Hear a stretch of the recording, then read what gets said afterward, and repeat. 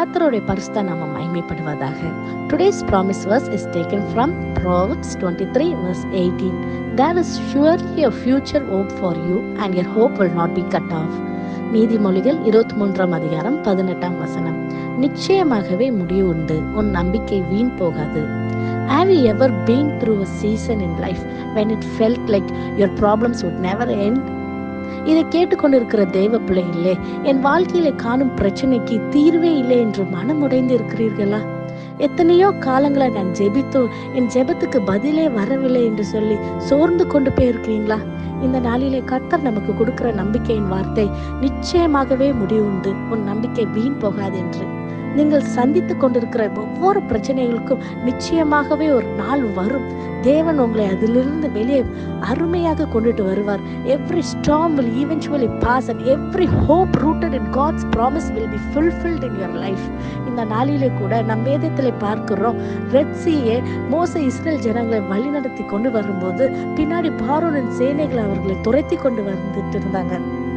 அந்த ரெட் சீயை முன்னப்பாக ஜனங்கள் வந்து நிற்கும் போது முன்னாடியும் போக முடியல, பின்னாடியும் போக முடியாம நம்பிக்கையற்ற சூழ்நிலையில் இருந்த போது மோசே கர்த்தரை நோக்கி பார்க்கும்போது மோசேயின் கோல் நீட்டப்பட்ட போது கடல் வந்து இரண்டாய் பிளந்ததை பார்த்து மக்கள்கள் ஆச்சரியப்பட்டாங்க. அந்த வழி போகிற வழி வந்து இட் வாஸ் வெரி ட்ரை, வெட்டாந்தரமா இருந்தது என்று நாம் வேதத்திலே வாசிக்கிறோம் அல்லவா? அந்த பாதையை கர்த்தர் எவ்வளவு அருமையாக அந்த ஜனங்களுக்காக, இஸ்ரேல் ஜனங்களுக்காக கர்த்தர் மாற்றி தந்தார். இந்த வேலையில கூட உங்க வாழ்க்கையில இந்த பிரச்சனைக்கு தீர்வே இல்லை, இந்த காரியத்துக்கு எப்படி போனாலும் சொல்யூஷன் இல்லை, இதுதான் முடிவு என்று நினைத்து கொண்டிருக்கிறீங்களா?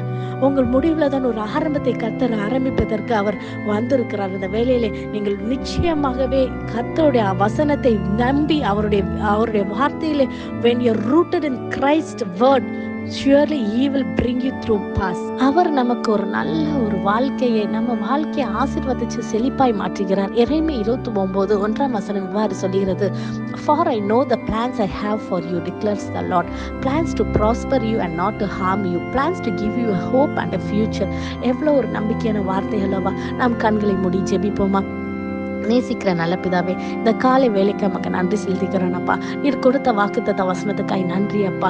இதை கேட்டுக்கொண்டிருக்கிற ஒவ்வொருவருக்கும் அப்பா, இது ஒரு நம்பிக்கையாக ஆண்டவரே, அவங்க வாழ்க்கையில் ஒரு பெரிய ஒரு மாற்றத்தை தரும்படியாக ஜெபிக்கிறேன் ஏசப்பா. நம்பிக்கையற்ற சூழ்நிலையில காணப்படுகிறாங்களோ ஆண்டவரே, எந்த விதமான ஒரு கண்ணீரின் பள்ளத்தாக்கில் அவங்க இருந்தாலும் என் தேவனால் கூடாத காரியம் ஒன்றுமில்லை அப்பா. இந்த நாளிலே அப்பா, நீர் அப்பா இரண்டாய் பிளந்த தேவன் அவங்க வாழ்க்கையில் அப்பா, நீங்க முன்பாக சென்று எந்தெந்த காரியத்துல அப்பா அவங்களுக்கு அற்புதம் தேவை என்று ஜெபித்துக் கொண்டிருக்கிறாங்களோ ஒரு பெரிய மாற்றத்தை இந்த நாளிலே நீர் தரும்படியாக ஜெபிக்கிறேன் ஏசப்பா. எல்லா கனம் மகிமை ஒருவருக்கே செலுத்துகிறோம். இயேசுவின் மூலம் ஜெபிக்கிறோம். ஜெபம் கேட்டபடியால் ஆமென். God bless you.